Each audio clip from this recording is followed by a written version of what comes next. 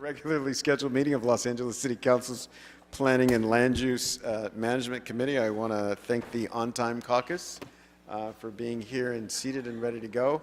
Mr. Mejia, if we can start our proceedings by calling the roll. Yes, sir. Mr. Harris. Present.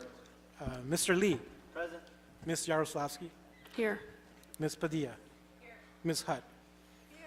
5 members and a quorum, Mr. Chair. All right. Before we begin discussion on public comment, which will be provided in person and virtually, I'll ask if any members from the Department of City Planning or members of the council or their representatives have amendments to any items on the agenda for today. Thank you, Chair Harris-Dawson. None from the Department of City Planning. All right. Members, any amendments, changes, continuances, anything like that? All right. And just before I turn it over to you, Mr. Mejia, there is a request to continue item number 1. Yes. The continuance is to October the 3rd, 2023. All right.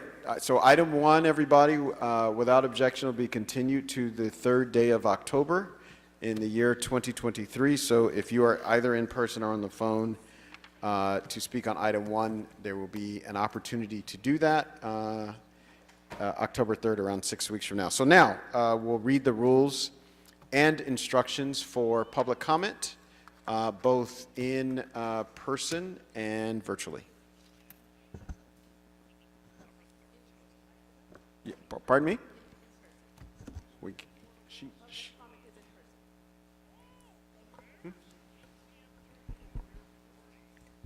We can't hear you. Public comment is in person. Public comment is in Yes, person. not Yes. virtually. Yes, sir. Yes. Appellants and/or the representatives and applicants and/or the representatives will be allowed to speak for a total of 3 minutes per side, unless otherwise noted by the chair. Members of the public wishing to speak on one agenda item only shall have an opportunity to speak for 1 minute. Appellants and applicants will be given an opportunity to speak when their item is called. Each appellant and applicant has a total of 3 minutes to speak. An appellant can choose to have a single representative speak on his or her behalf or divide the 3 minutes among his or her team. Anyone else, including an attorney or project manager wishing to speak on an appellant's behalf who does not do so during this 3-minute period, may offer a minute of public comment whenever the committee chairperson opens the public comment period for the meeting, which is usually at the beginning of the meeting. Therefore, we expect that appellants and applicants have their respective teams assembled and ready to present at the appropriate times today. Members of the public wishing to speak on more than one item shall state that and shall be allowed to speak for a total of 2 minutes. Failure to submit public comment in a timely manner before the comment period for the item ends results in forfeiture of the opportunity to participate in public comment for the item. Madam City Attorney, please provide additional guidance on public comment.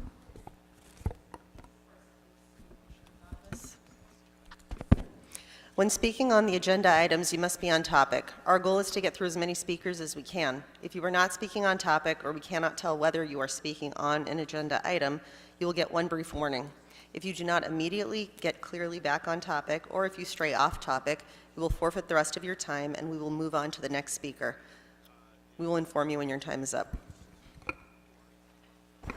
All right, with that, we will begin calling speakers. You'll line up on the east side of this auditorium, and you can speak in any order that you're called. Kayla Sargent, Kelly Lally, Miguel Padilla, Sonam Ali. Please line up to the right side. When you approach the stand, state your name and the item you are speaking on.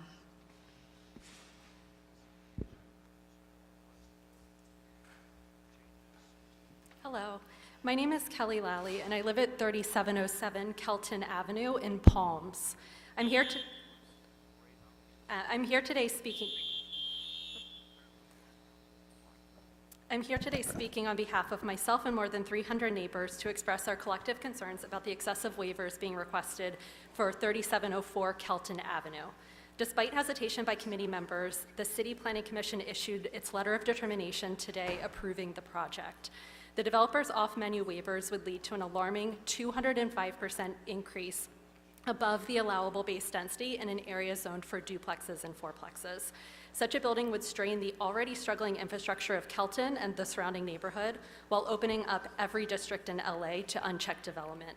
We recognize the developer's right to build based on California density bonus laws, but they are not entitled to the current configuration and scale of the project, which asks for excessive waivers to LA Excuse me, can you pause the time? I'm sorry.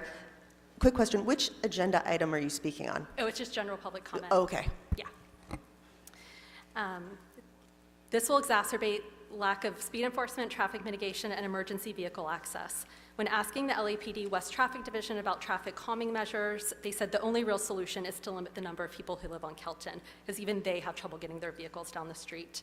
We're sick of the sewer backups, weekly visits by the Department of Sanitation, street flooding, and almost daily near misses involving pedestrians and cyclists. Thank you.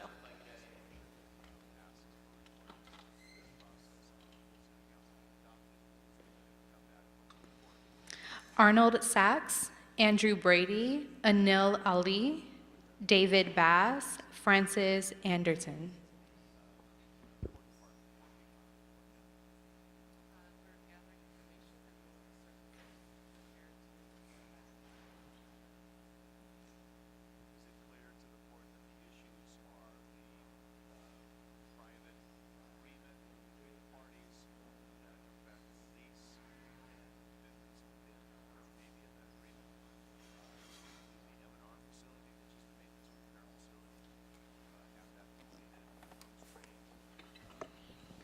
All right, are any of these people we've called here?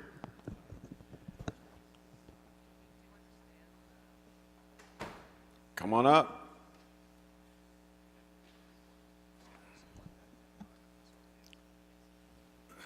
Good afternoon. My name is Andrew Brady. I'm here representing the applicant on item 10. I filled Okay, out a speaker. got it, so there'll be a time for you to speak.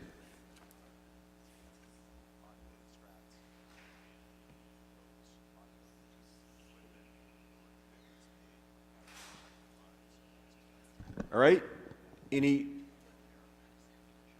we have remaining speakers that have been called, if you've been called, you need to be ready to go. I'll Come call on a up. few If more you've been, names. anybody who's been called can speak. I signed up for general, but didn't hear my name. Oh, you haven't been called? No. Okay, so I'm let's just checking. get to the people who've been called. Is there anybody who's been called that hasn't spoken? All right, so we'll call some more names. Hello. Hi. My apologies. I've signed up for what I thought was item 5. I didn't realize I'd be called right away. Should I speak now or should I wait till we get to item 5? Are you an applicant or an appellant? I think I'm an appellant. I think I'm with the appellant team. Item 5, is this the one that was withdrawn? No, it's the one that withdrawn, yes. It is the one withdrawn. Yes. Are you taking comment for the item that was withdrawn? Well, it's withdrawn, so you're free to you should do your comment for 1 minute now. You can speak during, we'll call it general public General comment. public comment. Because it's no longer technically on the agenda. But should the appellant, the appellant get to speak at when we get to item 4 or 5? We'll call on the speakers who've signed up, but there's not going to be speaking by us or anybody else on that item because we're not considering it at this meeting. Okay. So it's actually not technically an agenda item, so you'd be speaking in general public comment, and anybody else who wanted to speak on it would be speaking in general public comment, should they decide to do that. How many minutes do we get to One. speak? 1 minute. Okay. Well, I guess I'll dive in, even though... You came, so it's good to hear from you. I'm here, and thank you so much for giving us the chance to speak. Well, I guess I'm typically a journalist that covers design and architecture, and I'm also a great advocate who's recently written quite a lot about housing. However, there was a particular project that was going to replace the Beverly Hot Springs, which is a invaluable natural resource that has brought great joy and health and benefits to all people across Los Angeles. And for this natural hot springs, our geothermal waters, really a gift from nature to Angelenos, was going to be capped to make way for several floors of housing and retail. And we just wanted to make the case that housing should not take the place of a public benefit like that. And so just want to reinforce the message of the appeal, which is that Angelenos, Los Angeles will be a better place with, I guess that's my time. That's your time. Thank you.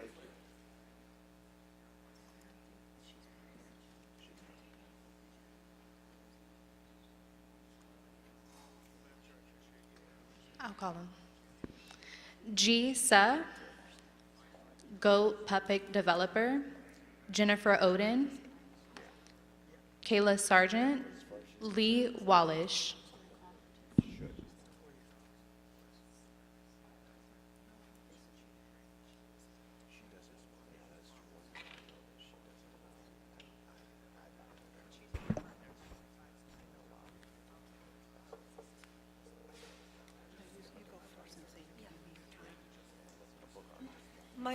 My name is Jisoo. I'm giving my time to our other member, Tracy. So the comments are not transferable. If you want to forego your time, we'll keep calling names, and if you signed up, we'll call on that person.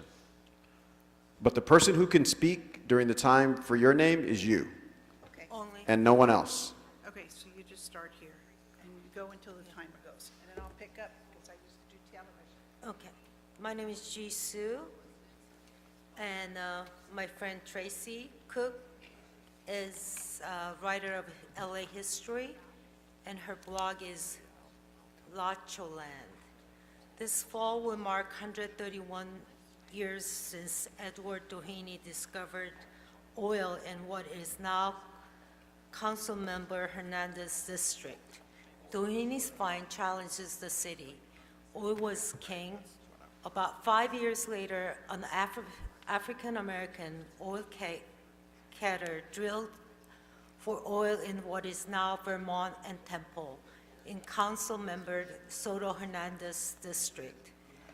He did not hit oil, but he hit hot water. He sold it to Mr. Edwards, who built Bimini baths. This huge plunge with naturally hot water was popular with local tourists.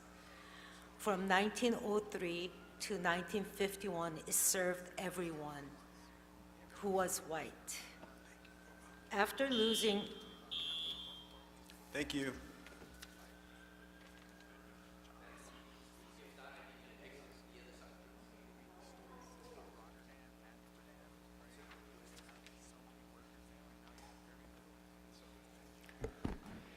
Hello, folks. Lee Wallach with the Motor Avenue Improvement Association. We have multiple projects like Kelton, the one you just heard about a few minutes ago, that are popping up all over Palms and, of course, all over the city. In Palms, we have over 300 constituents that are concerned when the letter of determination came out tonight. LA needs housing. We get that. We're not NIMBYs. We want stuff in our community, all right? But not in single-family homes where there's 5 stories and single-family throughout. Staff will say it's mandated by the state. That's not the case. 205% increase, that's going to happen in every single district. This is a precedent that we're sending that we're really concerned about. Developers can do with 4 stories. We just don't have to give them every single thing they're asking for. The infrastructure can't handle it. Sewer, storm drains, not working in that street and all over the city. Fire, police. The response times are really a problem. We can do better as a city. 1 story less, developers will do fine too. Thank you. Thank you. Stephen Byrne, Teresa Burgoyes, Tracy Cook, Virginia Hauge, Kristen Baumet.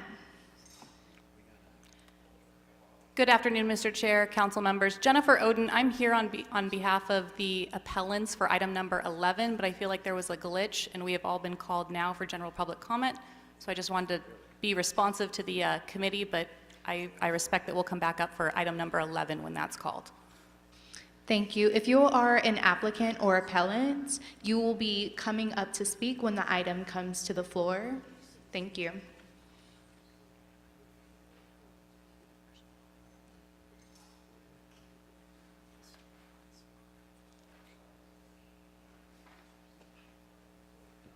All right, does that conclude our, all right, that concludes the folks who have signed up to speak on available agenda items.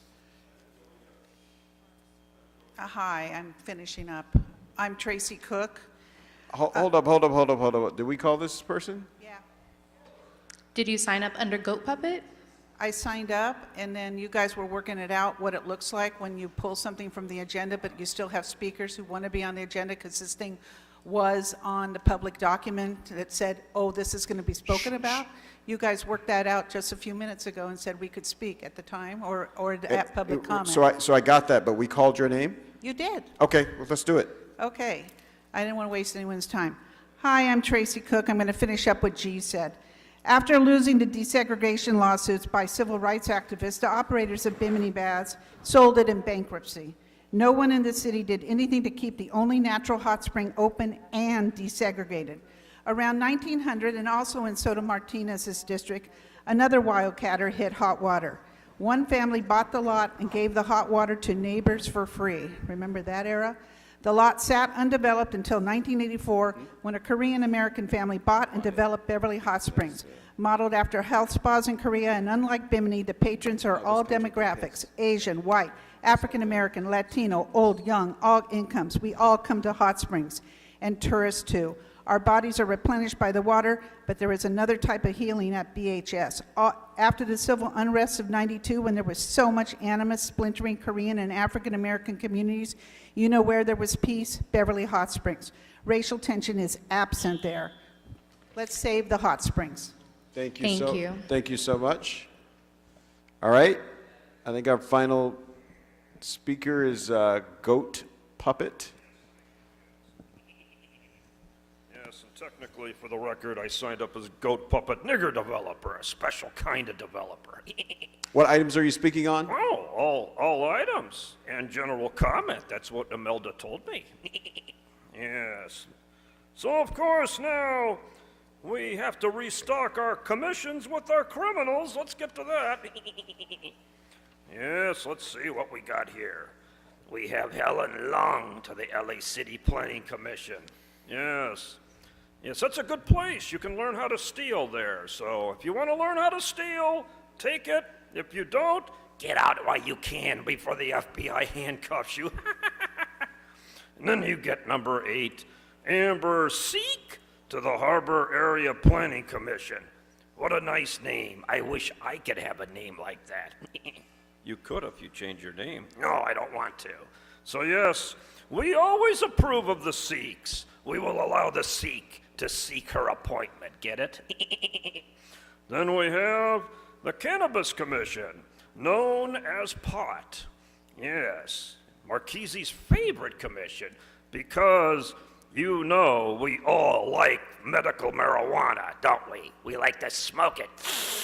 And we like to ingest it with a little bit of white dust, right, John Lee, known as Staffer B, especially in Las Vegas hotel rooms. You know how we do it. So yes, let's keep it up, people. Yes, let's keep it up. And then all these other projects, remember, according to the United States versus Jose Huizar, the United States versus Mitchell Englander, the United States versus Mark Ridley Thomas, and the United States versus the other convicted felon, Mr. Englander. There are 3 things you have to do, Imelda, to get any project approved. First, you have to pay off the building inspector. Then you have to pay off the office holder account by giving it money. And then finally, the tough part, you have to pay off the council members. So if you've done those 3 things, you can build anything you want, anywhere you want, anytime you want, whether there's tenants there or not. They'll just bulldoze everybody out of there. And then when they relocate, Marchese will call up current price and hire Del Richardson and Associates. Remember, this meeting's brought to you by Del Richards and Associates. When you want to relocate people, trust the best. What about John Lee? And when you want to be a council member and get paid, remember, a cooperation agreement. Always sign a cooperation agreement at the first possible step. Yes, look at these happy council members. See that? Look at the smiles on their faces. Aren't they happy? Aren't they glad they're council members? And they have 437 FBI agents looking into all of City Hall. I'm sure glad. So, we'll see you again at the next chapter of the soap opera. Thank you. When approaching the stand, please state your name and the items you'll be speaking on.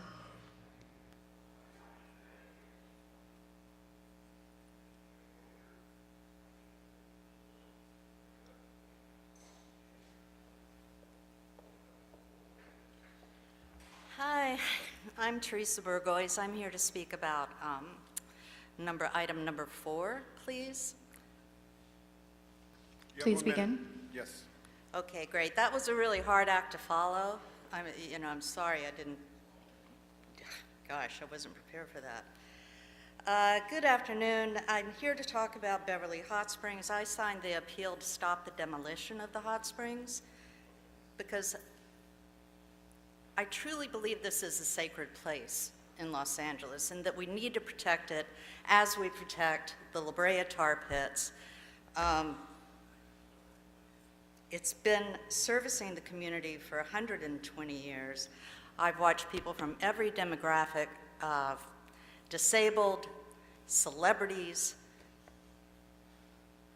It's an important part of the community, and sometimes we have to protect what's intangible in this city from developers who intend to build enormous structures, cap a spring that once produced 275,000 gallons of water per day.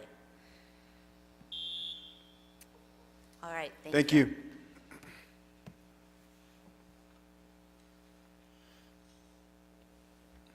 Good afternoon, Kristen Balmay. Thank you all for your service. I really appreciate the forum to be able to speak today. I'm speaking on item number 4. Beverly Hot Springs is a truly, truly sacred and magical part of the Los Angeles community. And the Native Americans really believe that water as a sacred source has its own rights. And I believe that too, that these healing waters are just really important to this community. When my mother passed away, I was able to go and sit with my grief. And I can't tell you how many other women I've been with who have processed the dying of loved ones. And having that sacred space to just be calm and connect with your feelings and be quiet for a few minutes in the city, this amazing, intense city, it's so special. And I wish as a city that we could celebrate these small business owners. This family has really stewarded this company for a long time, and their heart is in the right place, but I know that they are having a hard time.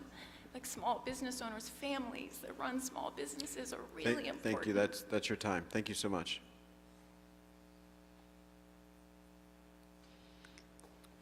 Good afternoon, council members. My name is David Bass, B-A-S-S. I'm here on item 11 and general comment. I served as president of the Hollywood Media District, Business Improvement District for a couple years, and 5 years ago was part of the process that initiated the determination that is on appeal by 7-Eleven today, item 11. Over that period of time, ironically, even with everything we brought to the attention of 7-Eleven, the conditions have deteriorated, and other of my colleagues from the media district will be here to provide further support. First of all, it has taxed the community, all levels of the community, from the top to the bottom, by their operation. We therefore have urged the adoption without condition, modification, or limitation of the findings and determination by this city's zoning administrator that has given an excellent determination that will help the community at all levels. It will decrease crime, and make the Hollywood Media District and that area, which serves so many aspects of this community, will make it safer and better. We urge the complete adoption of the zoning administrator's determination. Thank you. Thank you.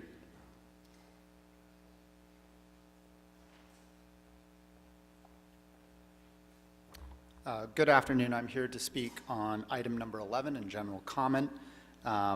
My name is Miguel Padilla, and I am the current president of the Hollywood Media District BID. I am here on behalf of our community to urge you to deny the appeal of the operator and uphold the proposed conditions from the ZA determination letter. Our community includes numerous business owners, the LGBT Youth Center, the Avalon Bay community to the east of the property, and many other stakeholders who have had to bear the burden of the nuisance activities at this site. We believe that the conditions are absolutely necessary to protect the health and safety of the Hollywood Media District community. We do not trust the operator will do anything to improve the appalling conditions at their property unless these conditions are put in place, and we urge you to deny their appeal. Thank you.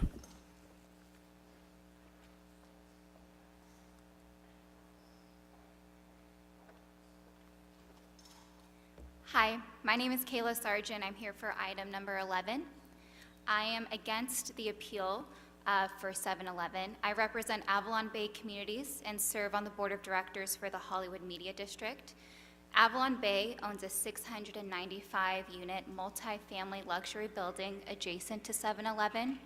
7-Eleven brings a criminal element to the surrounding area and to my business directly, attracting drug dealing, prostitution, transients, and vandalism, negatively affecting the positive efforts that Avalon Bay has made to improve the area. Due to the increased crime and danger 7-Eleven brings to our business, we have been forced to increase security measures and cleaning costs totaling over $170,000 just this year alone, and that is in addition to the standard cleaning and security costs that we provide to the building. So again, I vote to deny the appeal for 7-Eleven. Thank you.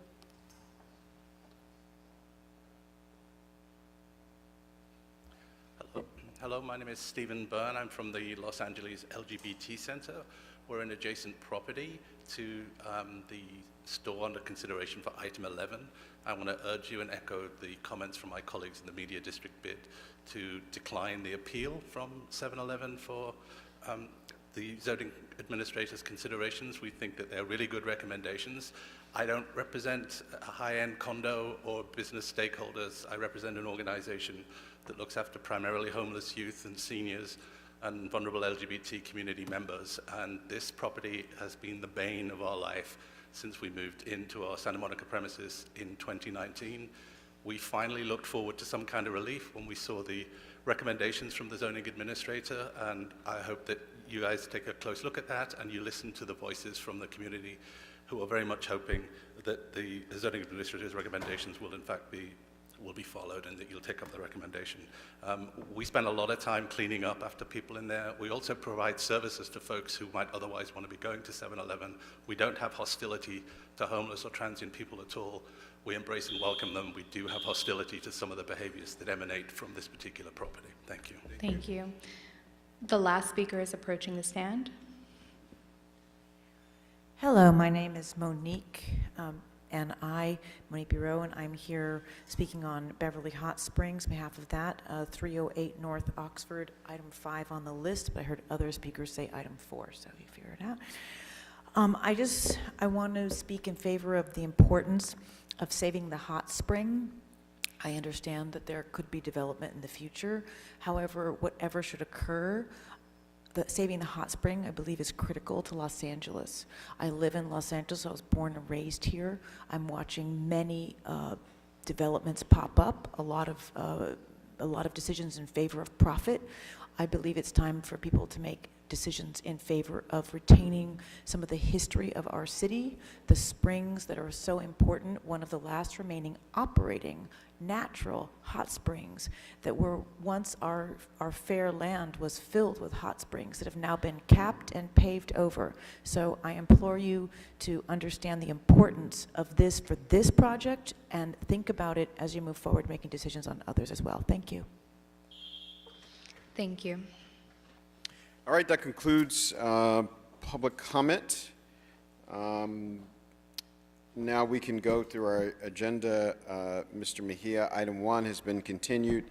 That takes us to items 2, 3, and 4, which the chair is asking that the committee adopt on consent.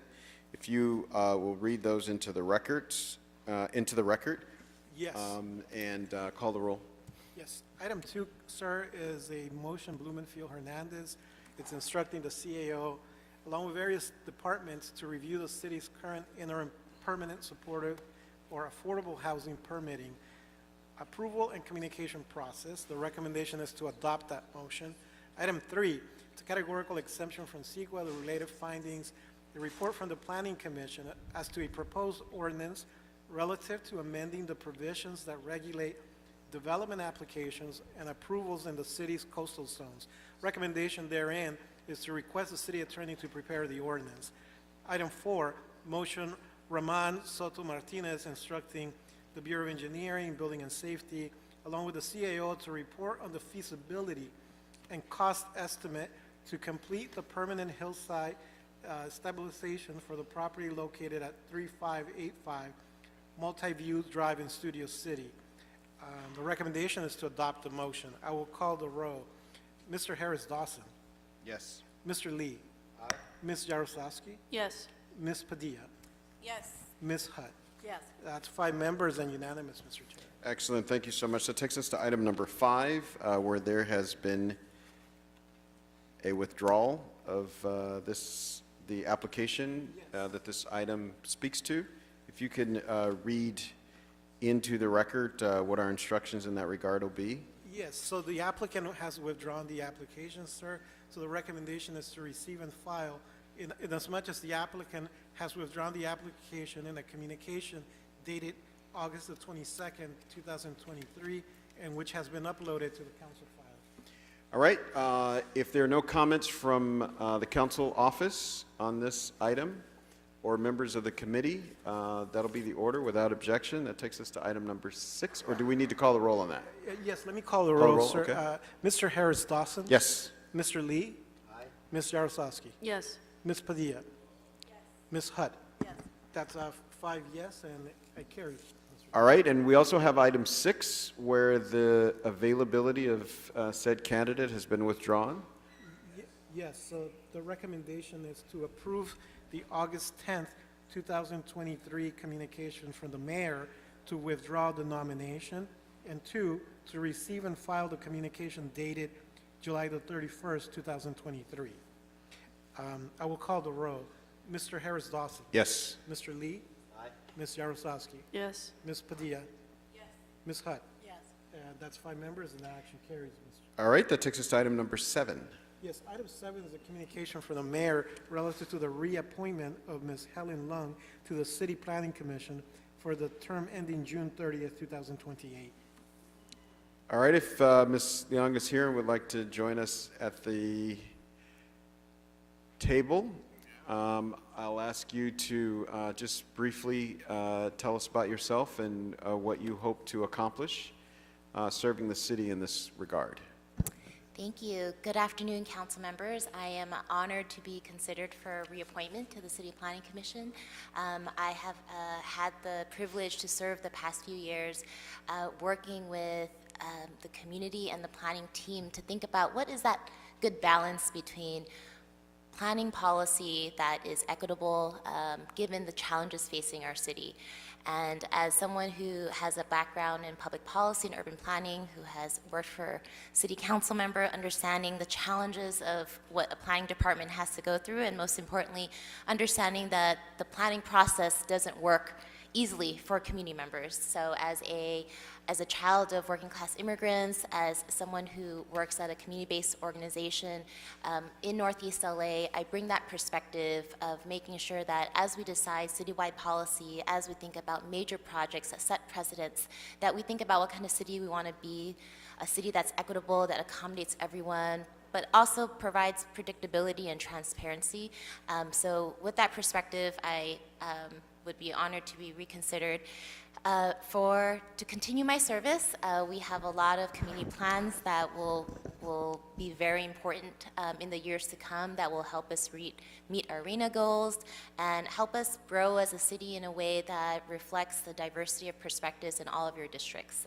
So besides having a perspective of someone who grew up in Northeast LA, I also hope to bring a perspective that ensures that as community members and neighbors are thinking about that project on their block and next door, that we're also thinking about what are the historic challenges we have faced. And I'm very proud that in my time as City Planning Commissioner that I helped create the racial statement that is the racial equity statement that we hope will continue to guide the City Planning Commission as we set forth policy in a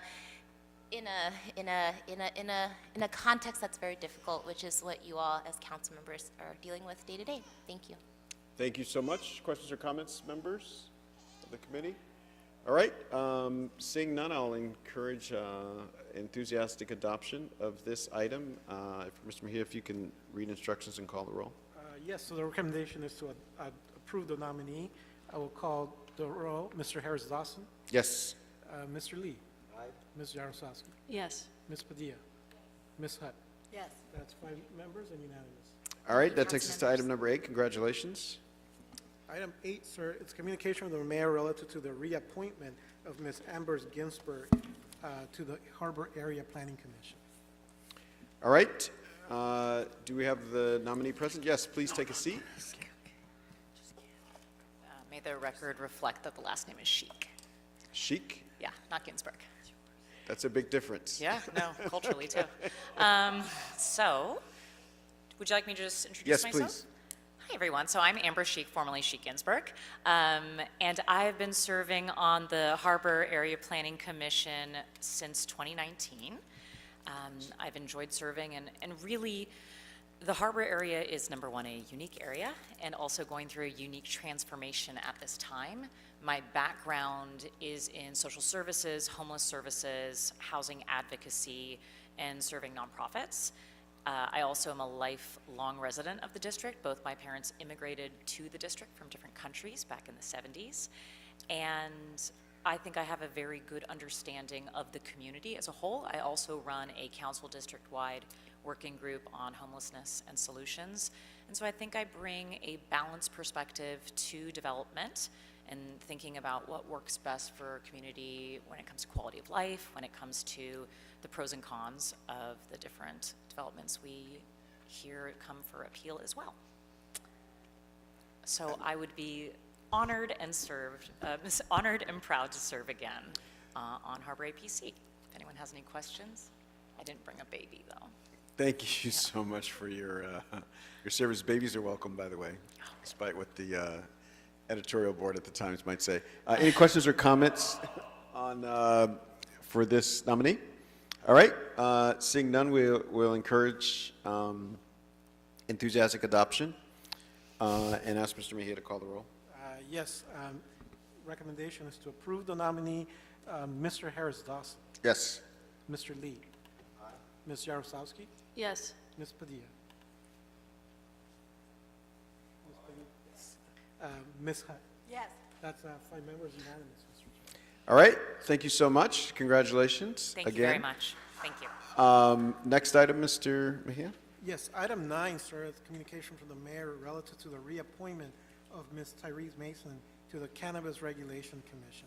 All right, Commissioner Mason, if you can join us at the table, and please let us know what you've learned during your service on this commission and what you hope to accomplish in the next term.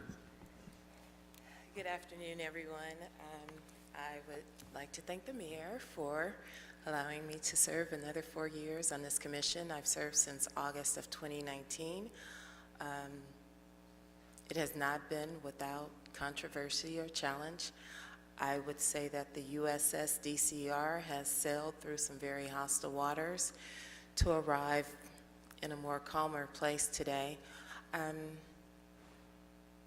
It is a privilege to be able to serve in an emerging industry that I never would have thought we would end up in a pandemic, let alone our city be sustained by cannabis revenue until federal funding arrived. Like, who would have ever thought that drugs would keep us alive, you know? And so that has been very rewarding. I've learned that it can be difficult to move the needle. I've learned that cannabis is still a very touchy subject in our city. It is not widely received. And so we are challenged with righting the wrongs that were committed by the war on drugs, yet still creating an environment that is palatable for everyday Angelenos who are just not on board. So I'm looking forward to that endeavor in the next 4 years and looking at ways to expand the industry and still keep it safe for all Angelenos and honoring all social distancing to sensitive use sites that are currently codified in the ordinance. Thank you so much. Any questions or comments from members of the committee? All right. Ms. Padilla. Yes, I'm curious. My observation of this commission is that they tend to cancel meetings pretty regularly. Why do you think that is? I know that a lot of meetings were canceled prior to me joining the commission, more often than not. And during the pandemic, well, and I will say a lot of that had to do with lack of staffing. This commission, the DCR department started with, I think, like 3 staff members and launched a social equity licensing, some would say prematurely. And so building staff while building policy, while building an industry created a lot of friction and was a difficult mountain to climb. So a lot of times there just wasn't information to share, and for a long time, our commission was just one that was used to disseminate information to the public and hear feedback from the public. We were sort of that complaint portal, and because the department wasn't appropriately staffed or fully staffed well enough to have people within who could hear those complaints. So I would attribute some of it to that. I don't think it was the desire of the commission not to meet. I can honestly say that it wasn't the desire of the commission not to meet. There was no information to share. Okay. And my understanding is that this was a commission for people applying for permits to come appeal if they feel like they weren't given a fair shot. Now that we're not necessarily issuing licenses, what do you see your scope of work really consisting of? We haven't gotten to the appeals process yet. That is the next phase of the commission, to hear appeals from those who have been denied licensing renewal by DCR. So that's where we're headed going forward. Okay. And you mentioned wanting to find ways to grow the industry. Mm-hmm. Can you talk a little bit about what your vision is for that, or where do you think we are lacking, and what could the future be? What the future could be. In my conversations with members of the social equity community, they are looking to get consumption lounges authorized, and that's a tricky subject right there, because I just don't know that members of the community would be open to having basically facilities or establishments open purely for the sake of consuming pot. I just don't know how. And in my mind, that looks like maybe a test market. It looks like maybe a limitation of 1 per council district if we were ever to venture down that line. The other conversation that's come up has been temporary event licensing of where people can consume at concerts, in tents, or lounges created specifically for the purpose of cannabis consumption. So those are a couple of areas where we have room for expansion, but they're touchy. Interesting. So that's an open consumption permit, so to speak. And would you say it's only the social equity applicants that are advocating for that, or the industry as a whole? The industry as a whole. Thank you. No further questions. Thank you so much. Any other questions, comments from members of the committee? All right. Seeing none, thank you, Ms. Padilla. Thank you, Ms. Mason. I'll recommend that we adopt this item and ask you to call the roll, Mr. Mejia. Yes, so recommendations to approve the nominee, Mr. Harris Dawson. Yes. Mr. Lee. Aye. Ms. Jarosowski. Yes. Ms. Padilla. Aye. Ms. Hutt. Yes. That's 5 members, unanimous, Mr. Chair. All right. Congratulations. Thank you so much. Thank you. What's next? Yes, item 10 is a categorical exemption and report from the Planning Commission. An appeal filed by Virginia Haragui relative to challenging the adequacy of the environmental clearance of categorical exemption for the construction of a new 60 dwelling unit project, which includes 6 units for extremely low-income households. All right. We'll begin our consideration of this item with a report from the Department of City Planning.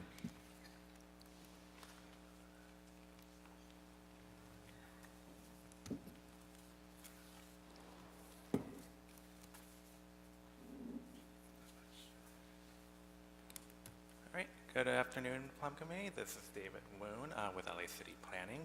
I'll be covering item 10 on the agenda involving a CEQA appeal related to the construction of a 7-story, 60-unit residential building and a total of 39 vehicular parking spaces located at 1041 through 1047. Sir, South can you hold on Crenshaw one Boulevard. second? We're going to pull the mic closer to you. Oh, thank you. There you go. On May 18th, 2023, a determination letter was issued approving the project. The entitlement case was appealed. The entitlement case was not appealed. However, on June 6th, 2023, the appellant, Virginia Haragui, filed an appeal on the Class 32 categorical exemption as the environmental clearance for the project. This appeal challenges the Director of Planning's determination that the project is exempt from CEQA pursuant to CEQA guidelines. The appellant submitted a justification for their appeal, highlighting 8 specific points. After reviewing the appeal points, planning staff recommends that the CEQA appeal be denied. For the first appeal point, the appellant claims that the project is inconsistent with the Wilshire Community Plan. A consistency analysis was discussed in the categorical exemption justification report that was dated in March 2023, and it concluded that the project is indeed consistent with the Wilshire Community Plan and General Plan. The project will be consistent with the LAMC and the provisions of the TOC program in regard to development standards such as height, yards, density, and FAR. The project will address the transition of height and scale from the commercial zoning of the project site to the residential zoning of the western adjacent properties, consistent with the TOC Tier 3 additional incentive for transitional height. Therefore, the project is consistent with the objectives, principles, intent, and goals of the Wilshire Community Plan. For the second appeal point, the appellant claims that the project does not meet the requirements for a Class 32 categorical exemption because it is located partially within the AO flood zone. However, this designation does not restrict it from being considered an infill site, nor does it invalidate the project from being considered under the Class 32 categorical exemption. The project site is consistent with CEQA's definition of an infill site, and the project will comply with requirements associated with developments constructed within this flood zone designation. The appellant also fails to provide any substantial evidence that supports their claim that the flood zone designation will result in significant impacts on the environment. Therefore, the project is qualified for a Class 32 categorical exemption for infill development projects. For the third appeal point, the appellant provides no substantial evidence that supports their claim that the project site is a sensitive habitat for wildlife or farmland. The project will be developed on a previously developed urban infill site, and as concluded in the justification report, the project will not conflict with any local policies or ordinances protecting biological resources. In addition, the project site was found to have no value as habitat for endangered, rare, or threatened species. Therefore, the project will not adversely impact the area's ecosystem as contended by the appellant. For appeal point number 4, regarding the project's impact on single-family home communities, particularly those within the Oxford Square Residential Historic District, the project will be consistent with the LEMC and the provisions of the TOC, as I previously discussed for appeal point number 1, and will respect the scale and design of the surrounding properties in the vicinity. The justification report discusses the project and its potential cause of substantial adverse change in the significance of a historical resource. Based on the assessment, the project will not result in any substantial adverse change to the historical resources around the area of the project. For appeal points numbers 5 and 6, the appellant fails to provide any substantial evidence to conclude that the project and similar housing development projects in the neighborhood will result in significant cumulative impacts or significant effects as a result of unusual circumstances. The justification report addresses cumulative impacts and unusual circumstances as topics discussed under the exceptions to a categorical exemption. In both cases, the analyses found that there will be no significant impact. The appellant frequently refers to the lack of parking as a factor of significance. However, the project and the developments that they have referred to in their justification, in their appeal points, are located in transit priority areas, and as stated in CEQA guidelines, aesthetic and parking impacts of a residential project on an infill site within a transit priority area shall not be considered significant impacts on the environment. In addition, the project is subject to AB 2097, which prohibits public agencies from imposing minimum parking requirements on projects near a major transit stop.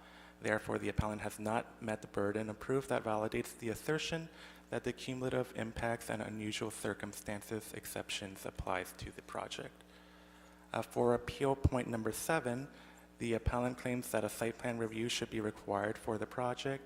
This appeal point is about the discretionary review of the project and not the categorical exemption analysis. Nevertheless, a site plan review is not appropriate for the proposed project as it falls below the 50-unit base density threshold for triggering the entitlement. The project contains a base density of 37 units and therefore does not trigger site plan review. And then lastly, appeal point number 8 regarding city planning's involvement in disenfranchising homeowners and single-family communities through fraud is not a comment on the project's categorical exemption.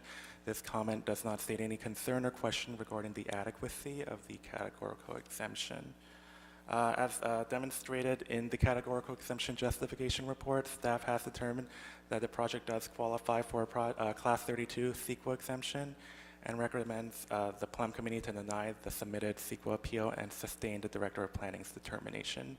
Additional details related to the appeal points were addressed in the staff letter dated August 30th, 2023, that was submitted to the record. This concludes my presentation. I'm happy to answer any questions you might have. Thank you so much. We will, if you all hang right there for a minute, we'll hear from the applicant and the appellant. And if there are any questions, we'll ask you to address those at that time. So we'll begin by hearing for 3 minutes and 59 seconds or less our appellant, Ms. Jargu.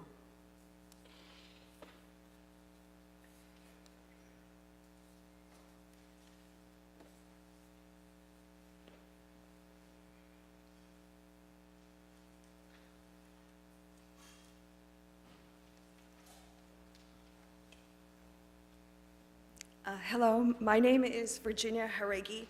I am a former employee of both the City and County of Los Angeles, the latter whom I worked for close to 12 years. I have spent the last 5 years documenting a pattern of development fraud on my website, www.whycan'timove.com, by city planning employees who use their positions of public trust to forge environmental clearances in order to enable developers to bypass CEQA. Since 2018, I have found 4 projects in the AO flood zone of Olympic Park that received fake exemptions. When I brought the matter to the attention of the city attorney, including Brown Act violations by the Olympic Park Neighborhood Council, it was repeatedly ignored. I even tried bringing the issue to the attention of Mark Ridley Thomas, but for some reason, he ignored me too. By failing to hold corrupt employees accountable, the city attorney tolerates corruption. By failing to maintain the integrity of the public employee system, the city attorney enables the disenfranchisement, not just of homeowners and the public, but of the city workforce who are at the mercy of compromised managers and their bad decisions, who instead of being investigated, are promoted and protected.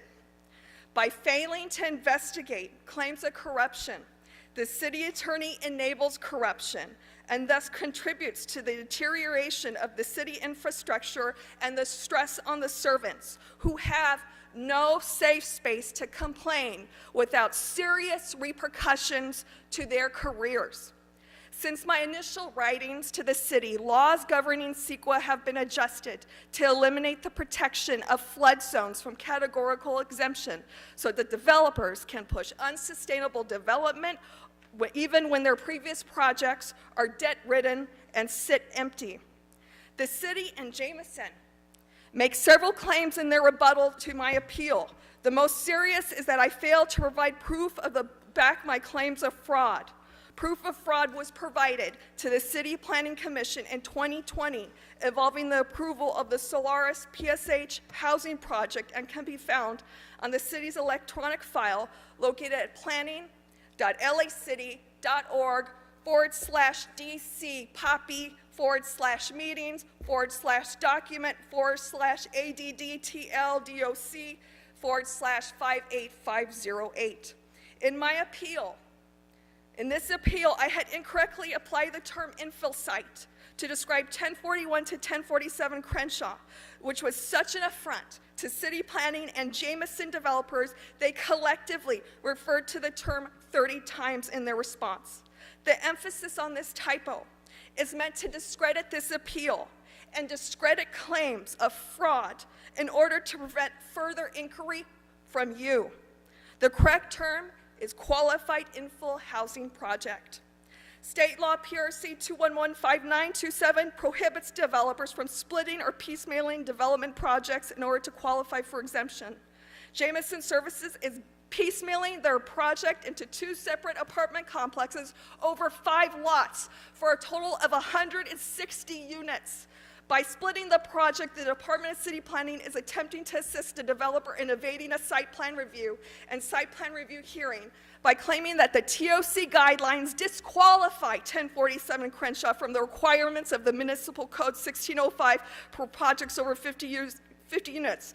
Further, by making the projects separate, it can be said that they can be hooked up to general electricity instead of the more stringent requirements by the DWP for projects of this size. That's your time. Thank you. All right, now we will hear from the applicant.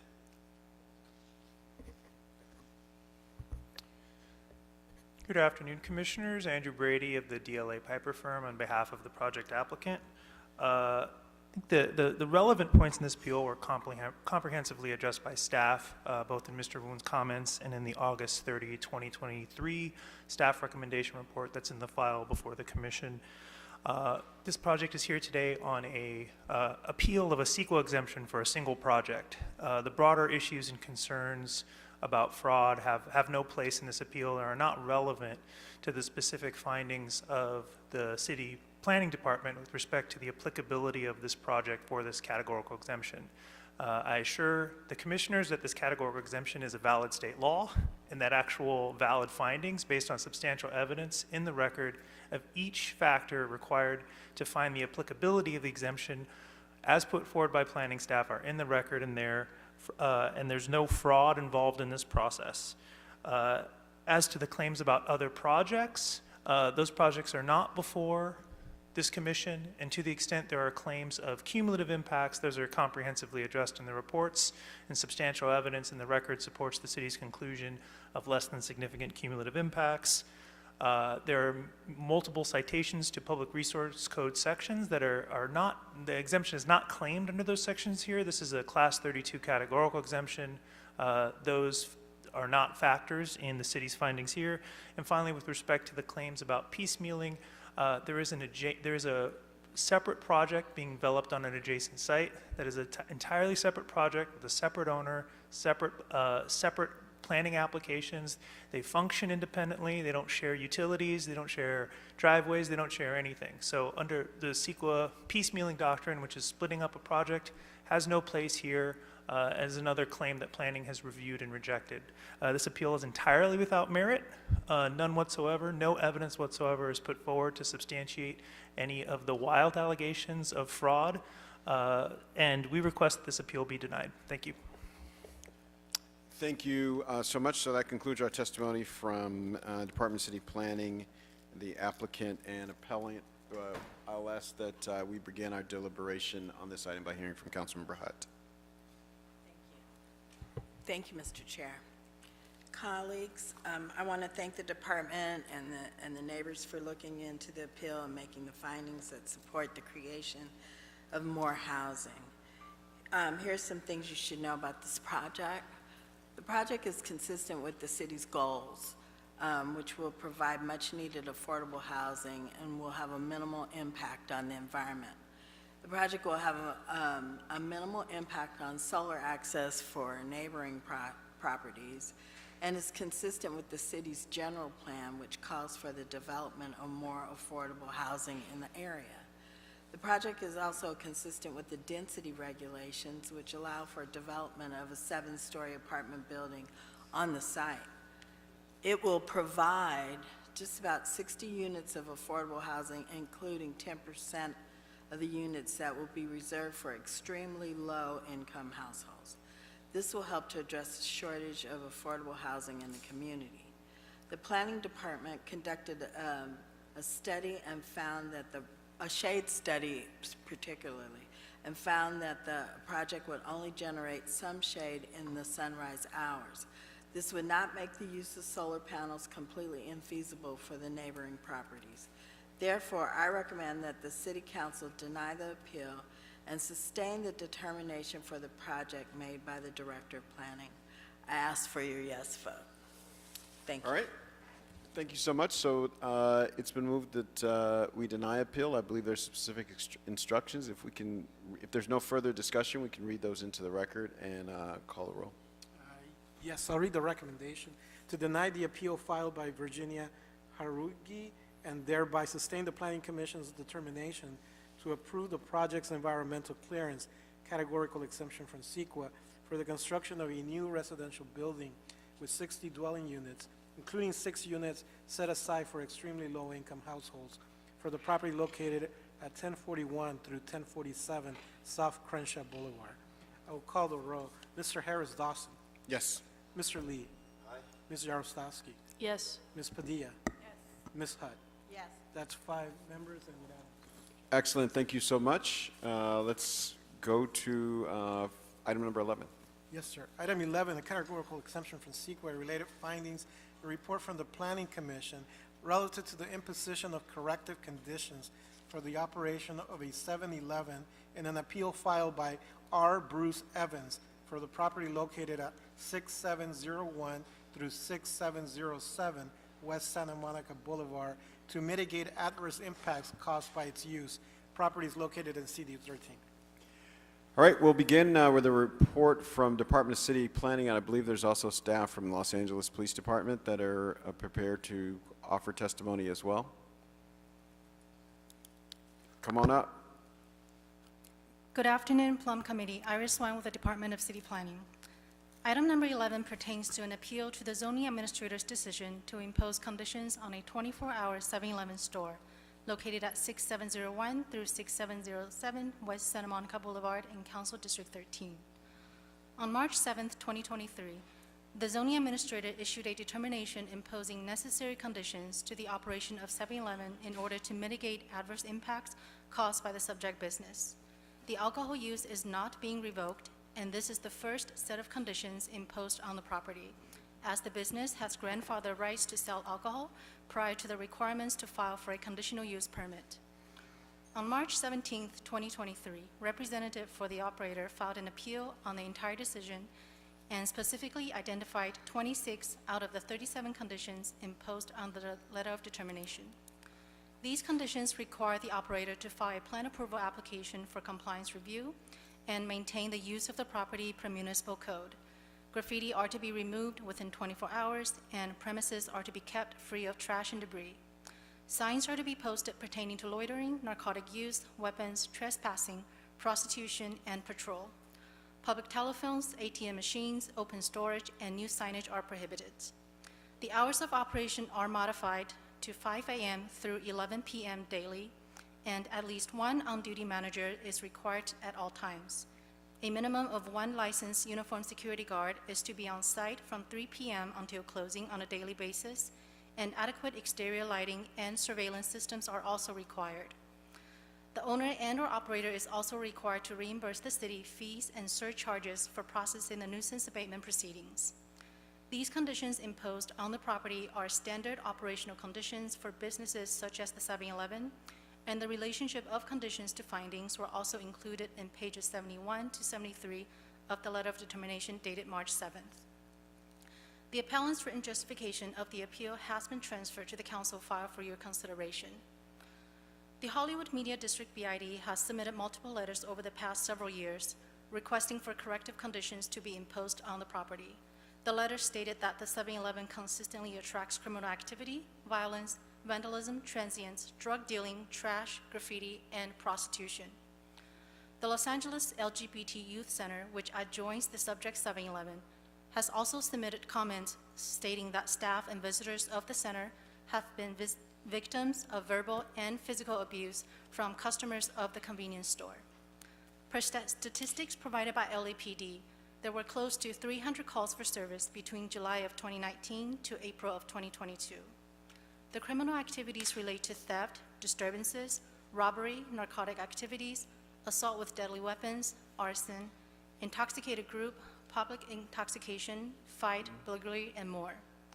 Per analysis provided by LAPD, the subject 7-Eleven store demands a disproportionate amount of LAPD resources, and more instances of serious crimes occur at the subject 7-Eleven store.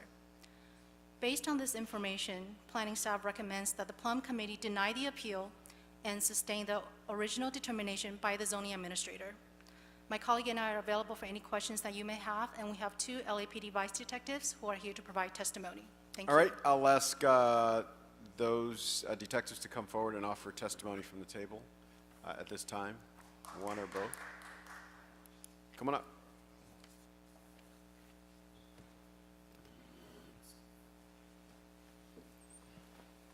Good afternoon, council members and committee members. I'm Detective Benjamin Thompson of the Los Angeles Police Department. I'm currently assigned to the Gang and Narcotics Division of the Police Department, where I'm part of the citywide abatement unit. When this process started, I was assigned to Hollywood Division, and I was a senior lead officer there. I began this process when complaints from the Central Hollywood Neighborhood Council about this business were brought to my attention. I conducted an analysis of the business, compared it to other similar businesses and businesses in the immediate area, and found that it did indeed attract excessive amounts of criminal activity. It was associated with excessive numbers, unique numbers of criminal activity based on the metrics that we use to measure such things, like calls for service, crime reports that were taken, or arrests that were made on and immediately around the subject premises. It was unusual when compared to other 7-Eleven businesses in Hollywood, and it was unusual compared to other businesses in that immediate area, ones with similar characteristics and ones with different characteristics. One's also like much larger and that's much smaller.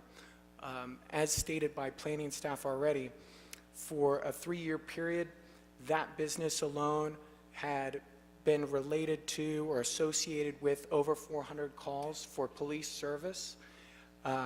There was really no other business that I found in Hollywood that was associated with that amount of calls for police service.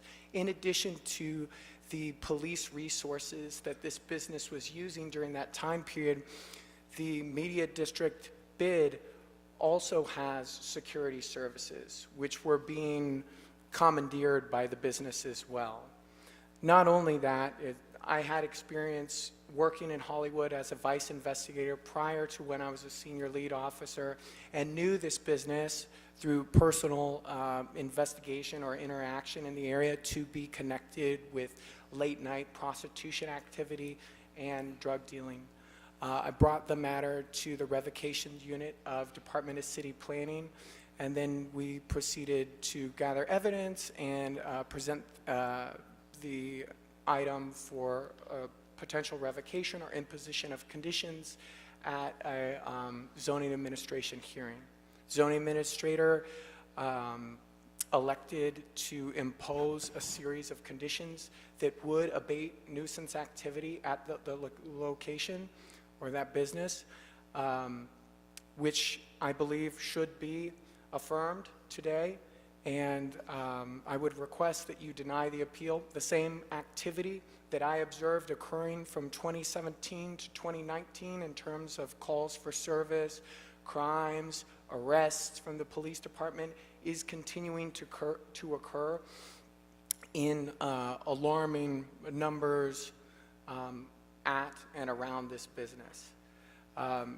I have done surveys from, with crime statistics from 2019 all the way up through 2022, and I've found that that business is still connected to unusual amounts of calls for service and reported criminal activity. It's about 100 less than it was from 2017 to 2019, but still it exceeds anything in the immediate area by hundreds of numbers. For example, there's a Studio liquor store which is about a block away to the west.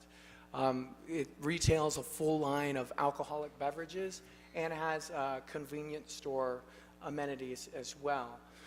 That business is connected with about 25 calls for service, about 6 crimes, no arrests over the last 3 years, whereas 7-Eleven is 300 calls for service, over 15 crimes reported there, and over 11 arrests that were made at the site.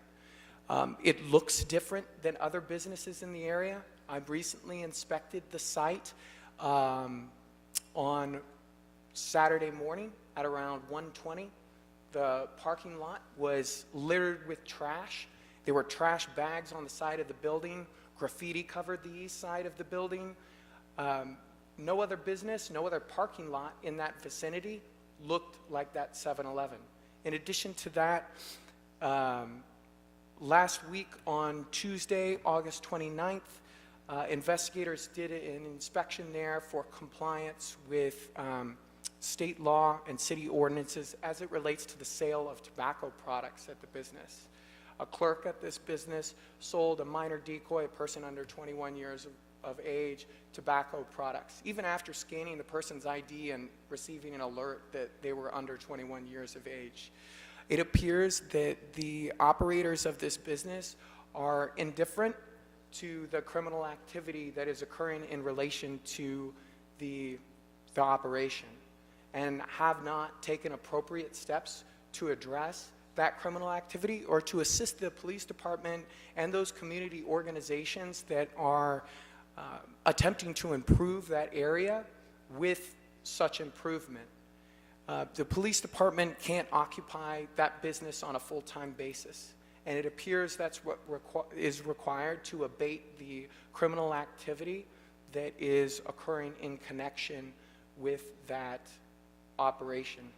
I do believe that the conditions that were conceived by the zoning administrator that heard this revocation case will do much in the way of reducing the strain that this business is currently imposing on police resources and community resources. I do believe that it will do much in the way of improving public safety and welfare in that general area and that community. And I would plead with you to affirm the zoning administrator's determination and deny this appeal. Thank you so much.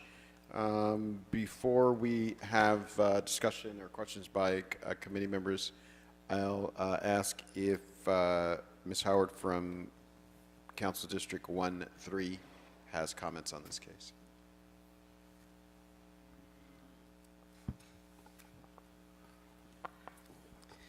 Good afternoon, council members.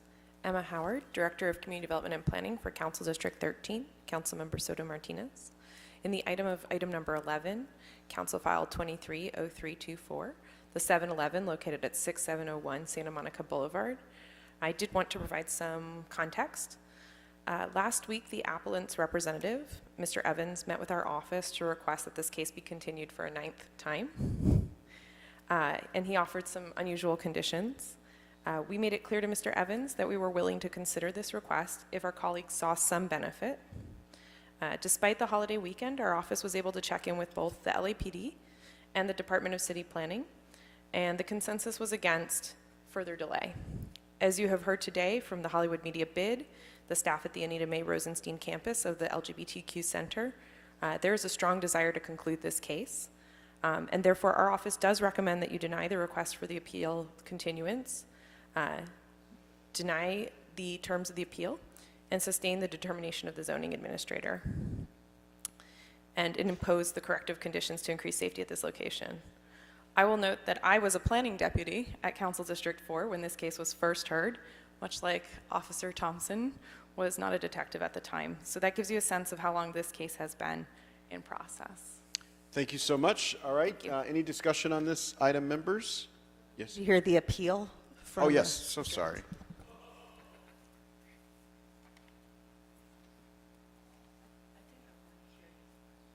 Okay, let's hold on.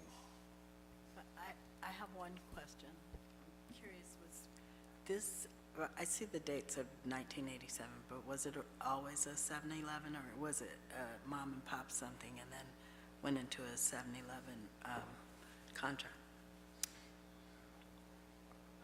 I don't know how long it was the 7-Eleven market for. I know my experiences in Hollywood began in 2014.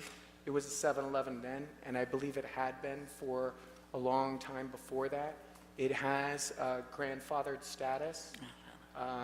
It does not have any conditions currently imposed by the city to limit or restrain the operation in any way. Thank you. Planning staff to clarify, per city records, the permits issued by LADBS list the liquor store use as a 7-Eleven in 1978. Wow, okay. Ms. Padilla. Just to follow up on that, since 1978, has it been a 24-hour operating 7-Eleven? The operating hours cannot be confirmed. Staff would have to look into all the records because those are not listed on the permits. Okay. Thank Have you, more Ms. questions later. Okay. We'll hear from our appellant, 3 minutes and 59 seconds or less. Good afternoon, Mr. Chair, council members. Jennifer Oden on behalf of the appellant.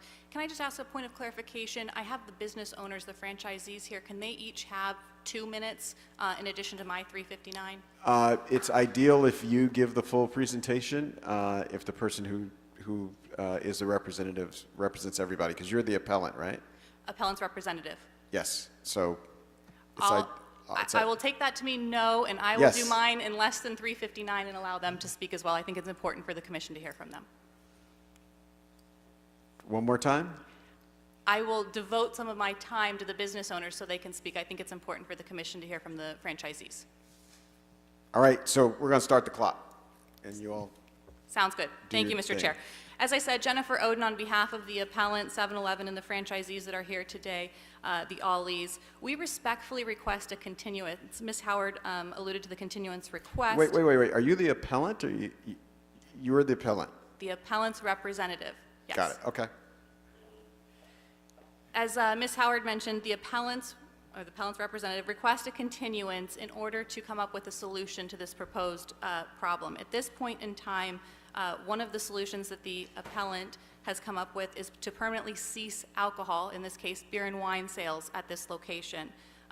It would then continue the 24-hour operation, continue the full-time security guard from 10 p.m. to 6 a.m., and chain off the parking lot from the laundromat and the donut shop area where the 7-Eleven is, but again, cease alcohol sales. We want the opportunity, please, to speak with the BID, to speak with the Central Neighborhood Council, to speak with LAPD again, to speak with the council office. This is something new, had not been considered previously, so we respectfully request the continuance for that reason.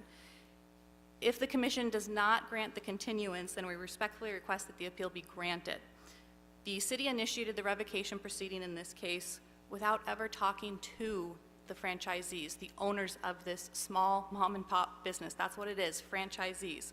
These franchisees, as you will hear in just a moment, are extremely hardworking, want to work with the city, certainly want to work with LAPD, have been willing to do so, have been responsive to the LAPD senior lead officers, have developed relationships with the LAPD senior lead officers at the location. Again, they're a willing partner with the city. This person right here? Senior lead officer Jordan and senior lead officer White specifically. So not this person here? Not this person here. Okay, gotcha. Second, there have been improvements by the franchisees at this location before the zoning administrator decision ever came down. And as a result of those improvements, again, some of them I mentioned, the security guard overnight, the chain off of the parking, additional signage, additional lighting, those improvements have reduced the calls for service. When you look at 2018, since 2018, the calls for service have dropped by 79%, and there's 83% fewer crimes reported. When you look at the data, this is what it shows. Again, throughout this process, the appellants have had their due process rights violated, denied. The city initiated this process, as I mentioned, the revocation proceeding. The planning staff and/or investigators have also become the decision makers here. There has been clear bias. The city planning staff and investigators are the prosecutors here and decision makers. That cannot happen, again, with a location that's willing to work with the city. Simply put, we really request that the Plum Committee consider the lack of fairness in this case, both from a practical and a legal perspective, and request a continuance for additional time to work with these community stakeholders, as I mentioned, and if a continuance is not granted, then the appeal to be granted. And with that, I'll defer my time to the operators. Thank you. Hi, I have 42 seconds. I am Anil Ali. I am the owner of this business. I am a father of a 5-year-old daughter. I am a husband. I am the sole provider for my family. This is my livelihood. It's my business. I do half my business, half of it between 11 and 5 a.m. I have spent hundreds of thousands of dollars to address the concerns of the city as reasonably as I can. As reasonably as I can. I have tried, I am going to lose my livelihood because of this decision, and it's killed me for 3 years. I've been going through this. And it's so unfair. Can I have another minute, please? Yes, go ahead, finish your thought. To say that we are a nuisance, and just look at the city overall. We've got retailers leaving our cities. We've got a very challenging time for all small businesses. Just look around. You see smash and grabs. You see things happening all over the place. I'm not sure if you know, but business insurance has tripled. The expense has tripled from just a few years ago. That's not because of me. That's because of the environment that we are living in, and I am here to work with you. If you think security guards are not enough from 10 to 6, fine, tell me, I'll do 8 to 6. That's not good enough. It gets dark at 7, tell me I will have somebody from 7 to 6. But let me continue to do my business. I have a 5-year-old daughter. What am I supposed to do? Just tell me. I'm a small business owner. Put yourself in my place. I run a small business. I am not Amazon. I'm not Nordstrom. I'm just me. It's just... Thank you so much. All right, so we'll go back to discussion. Thank everybody for their testimony. Ms. Padilla had a set of Additional questions? I want to thank the staff who's here and reported on the things that make this project be considered a nuisance. I am very shocked by the amount of things you reported on. And the interesting thing is I'm a fan of the franchise, right? I think 7-Eleven is a good company. I appreciate the fact that they're one of the rare places you could buy milk outside of a grocery store. But I just want to say this out loud, so it's more of a comment than it is a question, that in order to continue to support 7-Elevens, I definitely do think we need to increase lighting, especially for one that is 24/7. I don't know of a 24/7 in my district that I've seen. I think that's a lot, but I think we need to continue to push for lighting. Absolutely no trash. I think that makes all franchises look bad. So continue to advocate for the lack of trash. No graffiti. I think that if it's in an area where there's a business improvement district, they got to think outside the box and figure out how to collectively address the graffiti, as well as loitering. And I don't just mean loitering of people, but also people in their cars. So it's just my comment. Thank you so much, Ms. Padilla. Other members? I had one question, because I just wanted to be clear about what's before us today. The denial of this appeal, does that make it so that there's no 7-Eleven, or does that just impose conditions, one of which is no alcohol sales? The alcohol sale is not being revoked. The decision allows for the alcohol sale, but imposes operational conditions on the business. Can you list those? Yeah, the big ones. Can you list the big conditions? I know they're in our report, but can you just list them for the record? All 37 conditions, or just the alcohol? The major ones. Point me in the direction of where they are.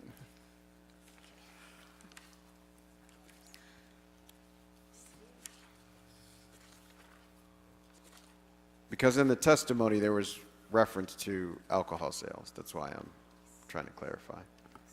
So the main conditions that the operators are challenging are the hours of operation. Currently, it is 24 hours. The operation is limited to 11 to 5.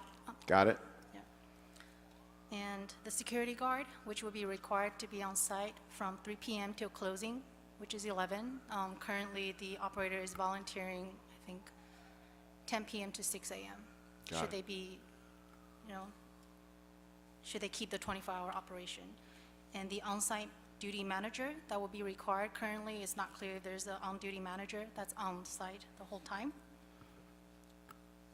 And there's additional requirements for exterior lighting, also camera surveillance systems.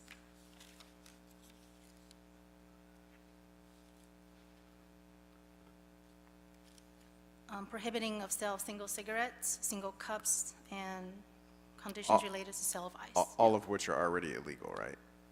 Yes. Even without this, those things are not legal, right? Councilmember Emma Howard, for the record, if I may add, the appellant's representative approached our office last week to suggest that they would voluntarily give up their alcohol license in exchange for getting to stay open 24 hours. That's what we spoke to LAPD. Got it. Yeah. Okay, so So that's where it's that not came something in. that's in what's before before us. you today. Got it. It's a Thank you. voluntary offer. Thank you. And that concludes your summary of the conditions? So the store can stay open. It would, under what's before us today, just so everybody's clear, it stays a 7-Eleven. It keeps alcohol sales, but it limits the hours of operation from early in the morning at 5 till 11 at night. And Yes, then there's lighting and graffiti and single cigarettes and single beers and all that Yes, kind and it of stuff. requires the operator to file a plan approval application within 12 months to review compliance. So after 12 months, if they've been able to demonstrate, they could come back and that could be altered in some way, right? All right? I just want to make sure everybody's clear with what we're voting on right now. So it's the nighttime hours, the overnight hours, basically, lighting, camera system, security guard, single sales, graffiti, trash, loitering, those types of things, which any business should do under any circumstance in the city of LA. All right. Anything else? Sure, so the single sale pertains to cigarettes only. There's no conditions that prohibit single sale of the alcohol. Oh, so they don't even have a single beer prohibition? Not, that's an ABC recommendation to the ABC, but that is not a required condition. Got it, okay. All right. Any other discussion, members? All right, so there's a motion to deny this appeal. If you could read the specific instructions into the record and call the roll, Mr. Mejia. Yes, so the recommendation is to deny the appeal filed by R. Bruce Evans and thereby sustain the determination of the zoning administrator relative to the imposition of corrective conditions for the operation of a 7-Eleven for the property located at 6701 through 6707 West Santa Monica Boulevard to mitigate adverse public nuisance impacts caused by its use. I will call the roll. Mr. Harris Dawson. Yes. Mr. Lee. Ms. Yaroslavsky. Yes. Ms. Padilla. Yes. Ms. Hutt. Yes. That's 5 members and unanimous. All right, Mr. Mejia, Madam Clerk, can you all confirm that that concludes our regularly scheduled business for today? Just one more thing, Councilman, we need to call the roll on the continuance of item 1. The continuance of item 1? Yes. We need to call the roll? Okay, that's Yes. before us So now. That item is continued to October the 3rd, 2023. Councilmember Harris Dawson. Yes. Councilmember Lee. Councilwoman Yaroslavsky. Yes. Councilwoman Padilla. Yes. Councilwoman Hutt. Yes. That item is continued. All right, and that concludes our business for today. With that, we are adjourned. Thanks so much.